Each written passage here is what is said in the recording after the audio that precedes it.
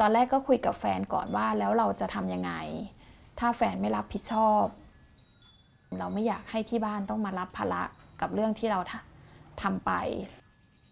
แฟนก็บอกว่าเดี๋ยวเขาจะเป็นคนไปซื้อยาขับเลือดมาให้เรา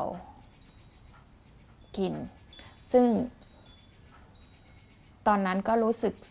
เสียใจว่าทำไมคนที่เราคบกันมาตั้ง 4-5 ปีถึงคิดกับเราแบบนั้นก็มานั่งคิดทบทวนกับตัวเองว่าลูกที่เกิดมาเนี่ยเราเต็มใจให้เขาเกิดมาไหมเรายินดีไหมที่จะให้เขาเกิดมาเขาเกิดมาจากการพลาดพลั้งของเราเองหรือว่ายังไงแต่ระหว่างที่เราอยู่กับแฟนเราคบกับแฟนเรารู้สึกว่าเรารักกันมากต่อให้เรามีลูกเราก็รู้สึกว่าลูกเกิดมาจากความรักไม่ได้เกิดมาจากการผิดพลาดก็เลยบอกตัวเองว่าไม่เป็นไรถ้าเกิดว่าพ่อของลูกไม่เลี้ยงดูแม่จะเป็นทั้งแม่แล้วก็พ่อให้กับหนูเองแม่จะเลี้ยงหนูให้ดีที่สุดเราคลอดลูกเรากลับไปอยู่บ้านไปพักฟื้นตัวที่บ้านแต่พอเราไปเห็นที่บ้านแล้วมันลำบากมากพ่อกับแม่ก็ไม่มีรายได้อะไรรายได้รายวันก็แทบจะไม่พอใช้ถ้าลูกโตขึ้นลูกต้องเข้าโรงเรียนค่าเทอมมันก็น่าจะไม่พอเพราะว่าบ้านที่ต่างจังหวัดเราก็ยังต้องเช่าเขาก็เลยตัดสินใจเข้ามาทำงานที่บาร์ในกรุงเทพภาพที่เราคิดก่อนที่จะมาทำงานบาร์เนี่ยว่ามาทำงานช่วงเดือน2 เดือนเราน่าจะมีเงินซื้อบ้านซื้อที่ซื้อรถให้กับครอบครัวได้ใช้จริงๆแล้วคนที่เขาได้เงินกลับไปบ้านทุกครั้งเนี่ยมันไม่ใช่เงินส่วนตัวของเขามันเป็นเงินที่เขาหยิบยืมจากเพื่อนๆด้วยกันเองแต่เวลาเรากลับมาบ้านเรามาเห็นแล้วว่าที่บ้านข้าวสารไม่มีเลยสักเม็ดไปก็เห็นลูกยังตัวเล็กๆนมก็ไม่เคยมีไว้ชงเลยอะไรเงี้ยค่ะ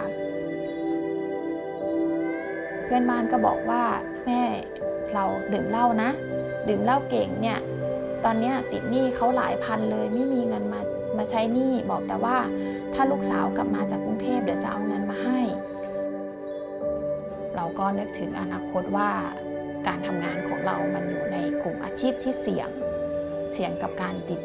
โรคต่างๆเพราะบางทีมันก็ไม่ได้เกิดการป้องกันอยู่ตลอดเวลาอย่างเงี้ยค่ะพอดีว่ามีลูกค้าไปเที่ยวที่บาร์เขาก็แนะนำกับเพื่อนๆว่า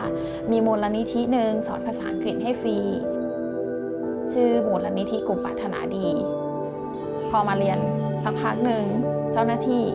กำลังจะลาออกไปพอดีเขาก็เลยให้โอกาสให้เราลองเข้ามาทำงานตอนมาทำงานที่มูลนิธิแรกๆเลยไม่มีประสบการณ์เกี่ยวกับสำนักงานใดๆทั้งสิ้นแม้กระทั่งแม็กที่จะเย็บกระดาษเราก็ทำไม่เป็นแต่ก็เราได้เจ้าหน้าที่ที่อยู่ในมูลนิธิช่วยสอนเปิดแฟ้มเอกสารเปิดยังไงแม็กเอกสารแม็กยังไงทุกครั้งที่มีปัญหาทางมูลนิธิก็จะช่วยหาทางออกให้เราเลือกว่าเราจะออกทางออกแบบไหนเขาไม่อยากให้เรากลับไปอยู่ในสถานที่เราเคยผ่านมาแล้วทางมูลนิธิให้โอกาสนางจากที่เริ่มทำงานทั่วๆไป